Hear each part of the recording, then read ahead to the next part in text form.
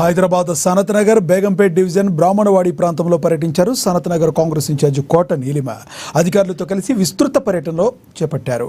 Lane 1 నుంచి lane 7 వరకు వరుసగా సందర్శించిన కోట నీలిమ వరద నీటి నిల్వ, డ్రైనేజీ, వీధి లైట్లు, విద్యుత్ స్తంభాలు తదితర సమస్యలను సమీక్షించారు. వర్షాకాల ప్రారంభానికి ముందే సమస్యలను పరిష్కరించే దిశగా తక్షణ చర్యలు తీసుకోవాలన్నారు. ఈ పర్యటనలో GHMC deputy commissioner Daku Nayak, HMNWSB general manager Shri Vinod, TSPCL A Shri Sai, police శాఖకు చెందిన మొహక్ ఇక్బాల్తో పాటుగా సంబంధిత శాఖ అధికారులు పాల్గొన్నారు.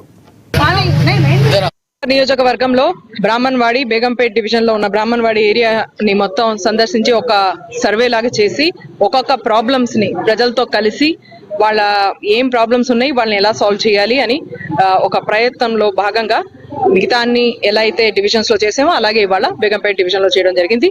మాతో ఇవాళ చాలా సీనియర్ అండ్ హార్డ్ వర్కింగ్ ఎవరైతే జిహెచ్ఎంసి అలాగే అన్ని డిపార్ట్మెంట్స్ వాళ్ళు మాతో ఈ సర్వే ఈ టూర్ మీద వచ్చారు.